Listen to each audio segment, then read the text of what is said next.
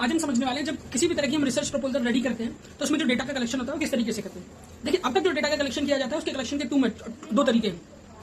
It means ये कि data type दो तरीके होते हैं, प्राइमरी डेटा, एक सेकेंडरी डेटा। प्राइमरी डेटा वो डेटा होता है जो डायरेक्टली सोर्स से कलेक्ट किया जाता है। एग्जांपल के तौर पे अगर मुझे प्राइमरी डेटा कलेक्ट करना है तो मुझे फील्ड में जाना पड़ेगा।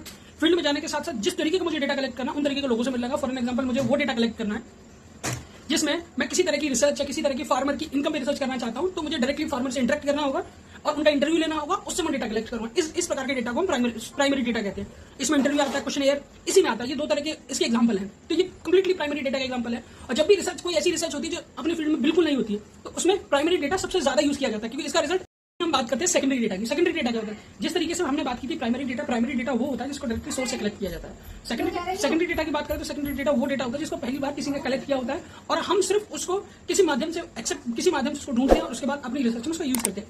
एग्जाम्पल के तौर पर न्यूज रिपोर्ट्स में जो डेटा होता है वो सेकेंडरी डेटा होता है। ठीक है, बुक्स में जो डेटा होता है वो सेकेंडरी डेटा होता है। न्यूज पेपर्स में या रिसर्च पेपर्स में जो डेटा होता है वो सेकेंडरी डेटा होता है। ये सारा सेकेंडरी डेटा होता है। सेकेंडरी डेटा का मतलब ये कि हमें डायरेक्टली किसी गवर्नमेंट वेबसाइट, न्यूज पेपर, इनके थ्रू जो डेटा मिलता है उनको हम सेकेंडरी डेटा में काउंट करते हैं। देखिए, ये दोनों तरीके के डेटा है। पर जनरली अगर आप रिसर्च किसी ऐसे फील्ड में करते हैं जिसके लिए आपको स्पेसिफिक डेटा चाहिए तो आपको फील्ड रिसर्च करनी पड़ती है।